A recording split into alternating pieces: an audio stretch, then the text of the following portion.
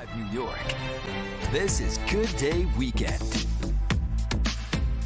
Good morning and welcome to Good Day Weekend. It's Sunday, April 13th. I'm Michelle Ross in the Fox 5 newsroom. Thank you for joining us live on the Fox local app. Mayor Adams is traveling to the Dominican Republic today. City Hall says this will be to stand in solidarity with the Dominican community. It comes in the aftermath of the nightclub roof collapse that claimed at least 221 lives. Governor Hochul and Mayor Adams directed flags to be lowered at half-staff this weekend. A number of victims have been identified as New Yorkers. The roof of the Jet Set nightclub in Santo Domingo collapsed during a concert last Tuesday. New York City has the largest Dominican population outside of the Dominican Republic. Today, the NTSB continues to search the Hudson River for wreckage after Thursday's fatal helicopter crash. A family of 5 from Spain, including a mother and father, their 3 children, and the pilot were killed. The brother of the mother is in New York this weekend, making arrangements to bring their bodies back home for their funerals. The pilot was a 36-year-old U.S. Navy veteran. And here's a look at your weekend weather. Today, mostly cloudy with temps reaching the mid-50s tonight. Partly cloudy tomorrow, warming up to 63 degrees. A busy corridor regularly plagued with near collisions between cyclists and pedestrians was promised a solution. A new pathway on the Queensboro Bridge is ready to open, but City Hall is keeping it closed. Fox 5's Duarte Geraldino shows us some lawmakers are fed up. Queensboro Bridge is one of the busiest in the country. According to New York City transportation data, about 150,000 vehicles cross it every day. But the 6,000 cyclists and about 1,000 pedestrians, well, they have to squeeze into a single narrow lane. On the north side, there is a very narrow lane that's shared by cyclists, pedestrians, and sometimes scooters as well. And people get run over all the time. On Saturday, protesters took that lane, demanding that a second one on the south side of the bridge finally be opened. It's fully built and ready to go, but still closed. And the Adams administration, in the beginning of his term, guaranteed an opening, of the bridge, and it hasn't happened yet. And we really are now we're feeling like it's a political situation, and want to make sure that we're not paying politics with people's lives. We were supposed to have our final ribbon cutting on March 10th, about a month ago, and less than 24 hours before that ribbon cutting, the rug was pulled right under us and said, "Just kidding, we're canceled." So instead, demonstrators held their own symbolic ribbon cutting and walked the lane they say the city is unjustly keeping from the public. 3, 2, 1. Fox 5 reached out to the mayor's office to ask if the project is in fact ready to go, then what's the holdup?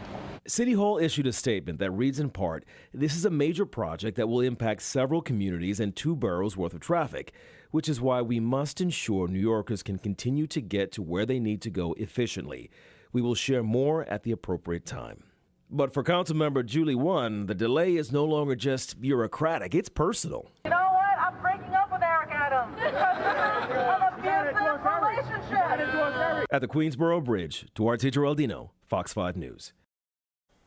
A retrial for Harvey Weinstein on sex assault charges begins on Tuesday with jury selection.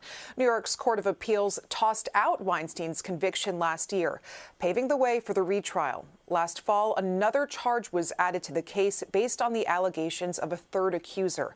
The trial is expected to last about 5 weeks. Hundreds of employees at Google are out of a job. People working at the company's devices and Chrome browser departments have been laid off. The tech giant says it's all part of a restructuring, but it hasn't released the exact number of how many people were let go. Dozens of puppies arrived at Newark International Airport as part of their training to become guide dogs. They'll eventually be matched with people who are blind or visually impaired, but for now, they're experiencing what it's like to board an airplane. Happy to recognize some very special customers who are with us. 150 German Shepherd, Golden Retriever, and Labrador puppies are ready to board a United Airlines plane for the first time. The pups, some just a few months old, will eventually become guide dogs for the Seeing Eye, a New Jersey-based nonprofit that trains dogs for people who are blind or visually impaired. After arriving at Newark International Airport, the dogs have to go through TSA security checkpoint just like everyone else. which is also good experience for airport staff. A lot of our employees are trained in terms of how to best support all our customers, so this provides opportunity for them as well. Then with all 4 legs, they head to the gate and walk down the jetway onto the plane and make their way down the aisle. Now that all 150 puppies are now on board, it's time for them to get acclimated to a regular flying experience, with some of them already taking their positions. Practice getting settled under the seat, which is really important because they need to be polite passengers just like everyone else so that all the passengers have a good experience on the flight. The dog owners are actually volunteer puppy raisers. They teach the puppies to be confident and polite in public. Then at 15 months old, they're returned to the Seeing Eye for guide dog training and matched with their person. Mackenzie Bordanabe is on her 9th dog as a puppy raiser. He's typically very all over the place because he's such a happy dog, but I was expecting him to kind of be a little frantic, but he's been being a big boy and he's doing his thing, so I'm very proud of him. It's such an exceptional thing to give the dogs the exposure that they need. Give them a little bit of experience that they wouldn't otherwise get because they're not used to going through airports. Gaining this experience now at a young age with all the sights and sounds will make them less sensitive so they can focus on keeping their handlers safe. A major milestone for the Dance Theater of Harlem. The legendary company is celebrating its 56th anniversary this weekend. They plan to kick off their 2025 season with several premieres as well as cherished works. They'll also have the New York premiere of The Cookout, a tribute to the company's co-founder Arthur Mitchell. He and Carol Shook founded the Dance Theater of Harlem in 1969. The Jewish holiday of Passover is underway, and if you're observing, pizza will be off the menu. But one middle schooler has a hack, and it's a hit on both sides of the Long Island Sound. So our Jody Goldberg had to try a piece.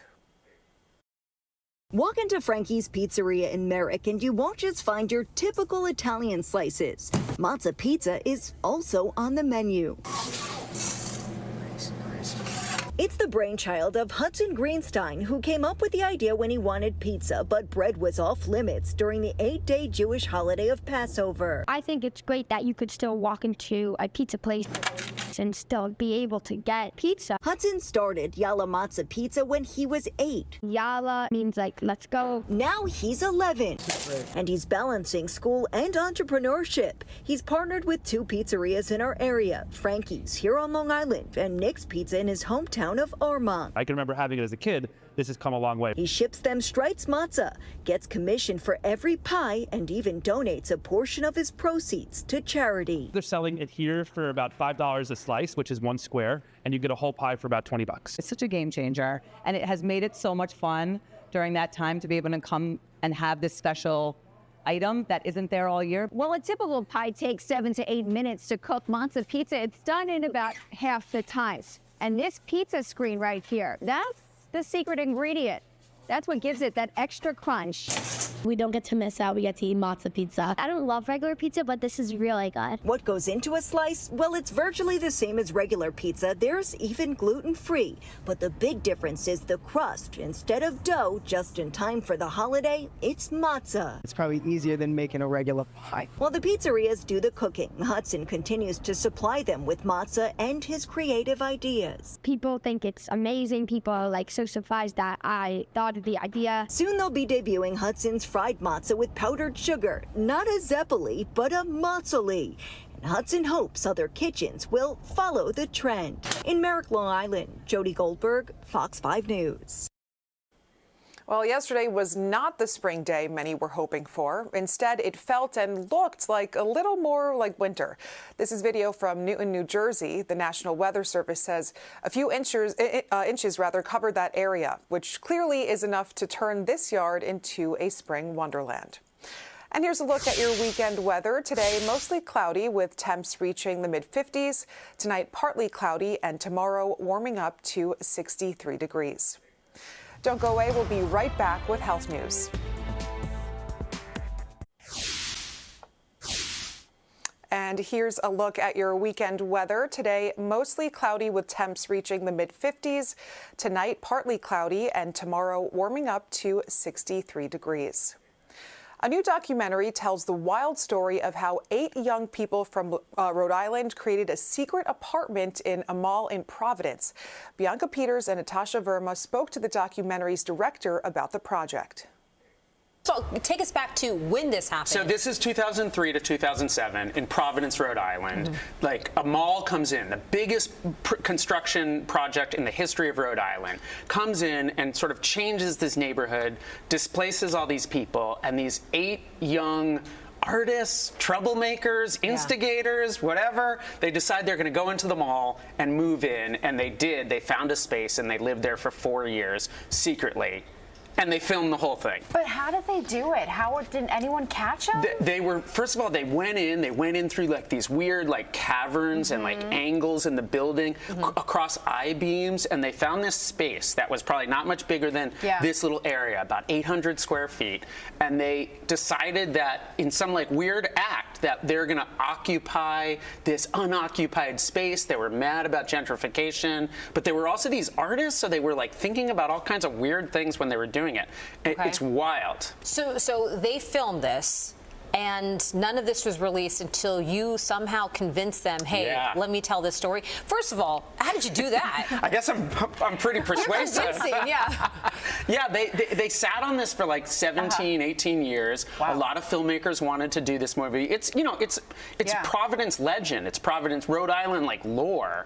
And a lot of people came to them and wanted to do this documentary, and somehow they decided like I was the right person or the time was right. And I think it had a lot to do with like I really was interested in the context. Like it was this story about gentrification and protest, but also it's a bonkers prank. So it's just really fun and kind of blends in all these different ideas. And we got to talk about like 2003. This was like the heights of malls being like bustling and so busy, and I'm just shocked at these cinder blocks being taken in. So at one point they decide they're going to build a wall in the secret apartment, and they smuggle in through the mall 2,000 cinder blocks. So wait.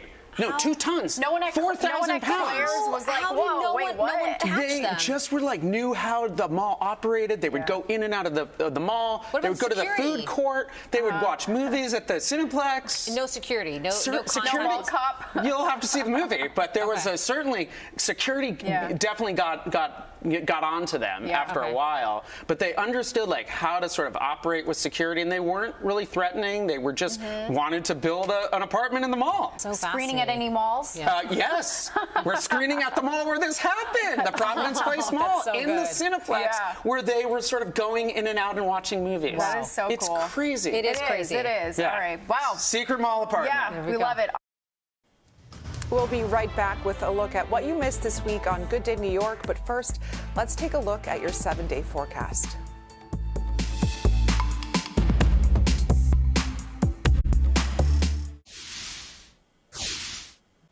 And here's a look at your weekend weather. Today, mostly cloudy with temps reaching the mid-50s. Tonight will be partly cloudy, and tomorrow will be warming up to 63 degrees. This week on Good Day New York, we checked out the newest ship from Norwegian Cruise Lines. Crystal Young is giving us a look at all the amenities on the Norwegian Aqua.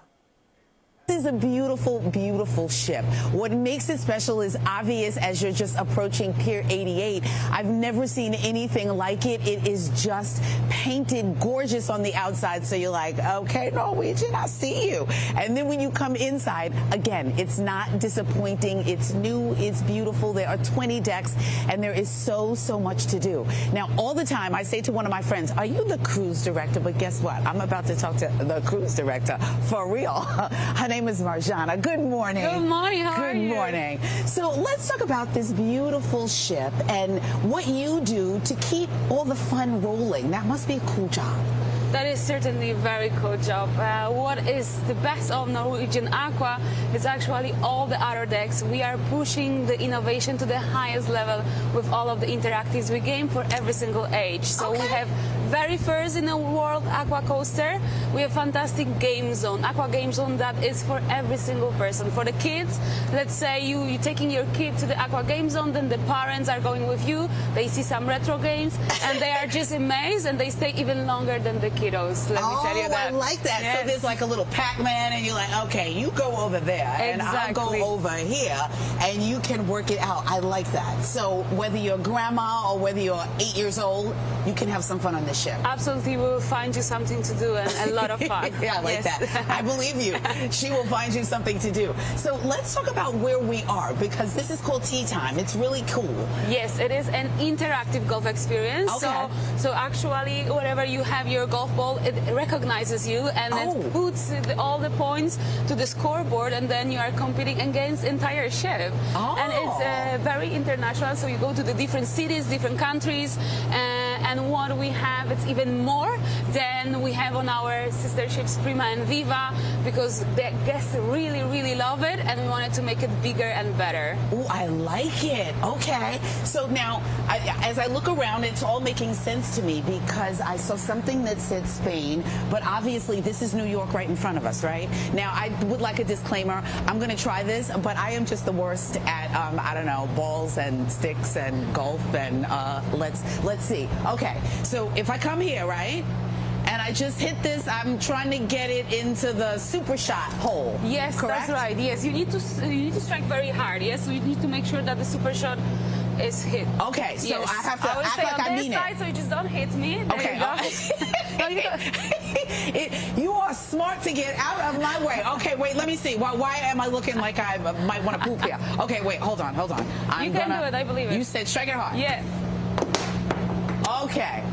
You see, you got 10 points. What's happening here? And now goes around Statue of Liberty and extra 5 points. You got just 15 points. All right, wait, how many points did I get? 15. 15? Well, what's the maximum? The maximum is actually... Like 147. 50. Oh.